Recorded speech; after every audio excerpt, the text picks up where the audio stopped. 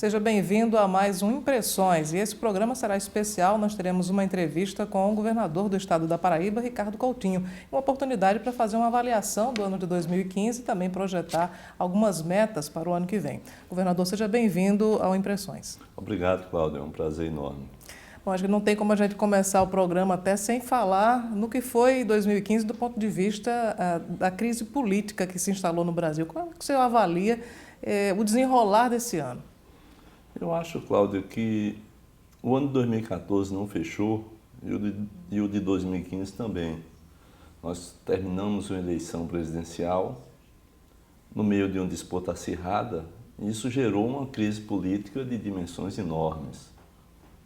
Provavelmente a oposição percebeu que nunca esteve tão perto, nos últimos 12 anos, do poder do que dessa vez.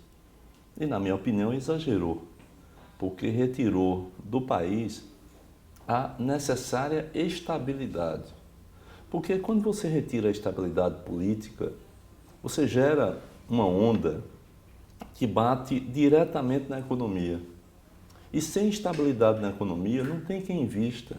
Ninguém vai colocar o seu dinheiro numa fábrica, num investimento A, B ou C, porque não sabe como é que será o dia de amanhã.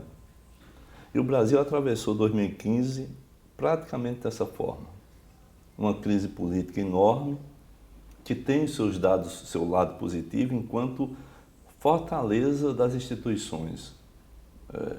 É importante, assim, observar que eu, por exemplo, juntamente com muita gente que fez e faz a defesa da institucionalidade democrática, que faz a defesa das regras do jogo, nós não estamos passando a mão em ninguém que tenha cometido delitos. Muito pelo contrário. Existe um processo que é novo e que é positivo no país, que é o fim da impunidade, onde de empresários a políticos, aos maiores políticos, estão começando a pagar por aquilo que porventura tenham feito. É claro que se você vai observar cada caso em si, você vai encontrar provavelmente exageros, mas faz parte do jogo. Então, contraditoriamente, as instituições estão mais fortes e, ao mesmo tempo, o executivo, né, muito mais fraco. O legislativo no Brasil, o poder legislativo, a Câmara dos Deputados principalmente, cumpriu um papel muito ruim. Eu não falo em sua totalidade, mas em sua maioria comandada pelo presidente da Câmara dos Deputados. Um papel muito ruim, porque retirou a governabilidade e, ao mesmo tempo, nós passamos o ano todo discutindo se teria impeachment ou não. E isso é fatal, porque isso cai a avaliação de risco de um país, isso afasta investidores estrangeiros, isso inibe investidores nacionais, isso faz com que a nossa economia se paralise.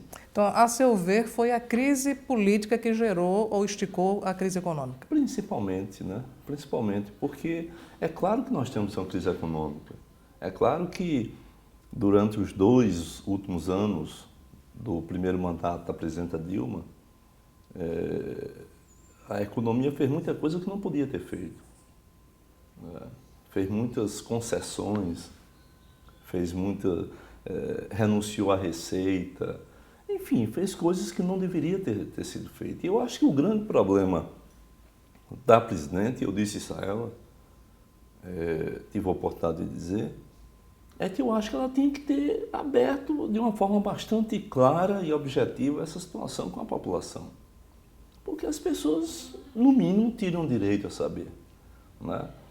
E isso não foi feito e gerou um clima de desconfiança muito grande. O que eu acho que é fundamental é que nós precisamos fechar 2015.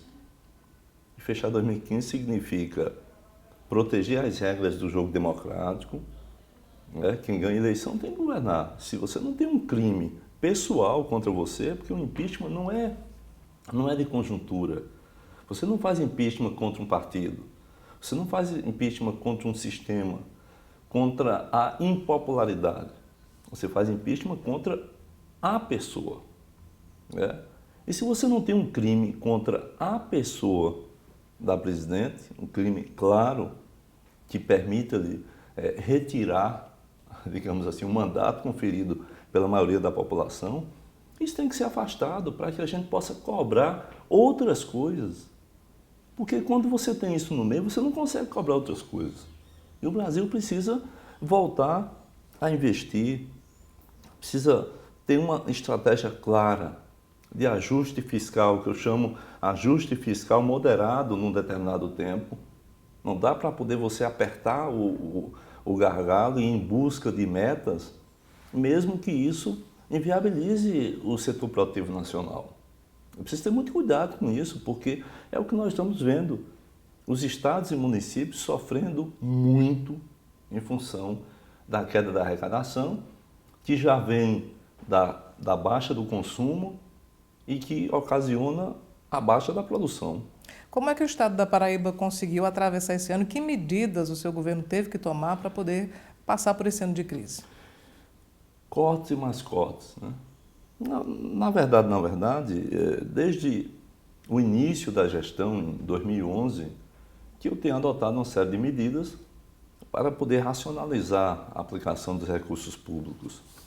A máquina administrativa é muito pesada, né? Se gasta mal no Brasil com a máquina pública e os serviços não são bons. Então você precisa melhorar os serviços e, ao mesmo tempo, gastar menos, né? É uma equação um pouco difícil, né? Mas isso tem que ser feito. E eu busquei fazer isso ao longo desses anos, aumentando os serviços, de certa forma melhorando os serviços. A Paraíba tem coisas que só a Paraíba tem, né? A Paraíba tem um empreender onde se investiu mais de 104 milhões de reais. É muita coisa. É uma só na economia popular. Você não tem isso nos outros estados. A Paraíba tem uma rede de cardiologia pediátrica que fez 482 cirurgias em crianças, cirurgias cardíacas em crianças. Você não tem isso em outro estado, né? A Paraíba agora vai ter, a partir de janeiro, um sistema, um programa de acompanhamento e monitoramento das gestantes, já que nós percebemos que a fragilidade do pré-natal, não é? Só que o pré-natal não é do estado, o pré-natal é dos municípios. Então a Paraíba tem uma vergonhosa razão de mortalidade materna, que chega a 68 por cada 1.000 crianças nascidas vivas. É muito alto isso, vergonhosamente alto. Só que o estado não tem como interferir lá na base, porque, como eu disse, isso pertence aos municípios. O que é que nós vamos fazer? Nós criamos um call center a ser operado por profissionais de saúde e esse call center vai acompanhar toda a gestação e vai ligar para saber informações e, quando perceber que aquela gestante não está tendo o pré-natal adequado ou tem outros problemas, nós vamos agir. Não só comunicando ao município, mas se o município não der uma resposta, nós vamos agir, nós vamos lá, nós vamos referenciar outro serviço. Porque nós temos que baixar essa mortalidade materna e vou também, a partir dessa concepção, que é na Paraíba que tem isso, que vai passar a ter, eu vou estender isso da criança de 0 a 2 anos. Porque nós já caímos bastante a nossa mortalidade infantil, hoje está em 11,88, eu passei a governar era 15%, portanto nós temos uma queda superior a 20%, que é uma boa queda, né? Quanto menor o índice, mais difícil cair. É uma boa queda, mas eu quero reduzir dos 10, que é o índice da ONU. E vamos conseguir isso. Da mesma forma, acompanhando, humanizando esse acompanhamento. Então, a gente teve que expandir esses serviços, porém com uma dificuldade enorme, porque todos os indicadores, Produto Interno Bruto, geração de emprego, crescimento de ICMS, todos esses indicadores, aumento do rebanho bovino, todos eles, a Paraíba foi em primeiro lugar no Nordeste.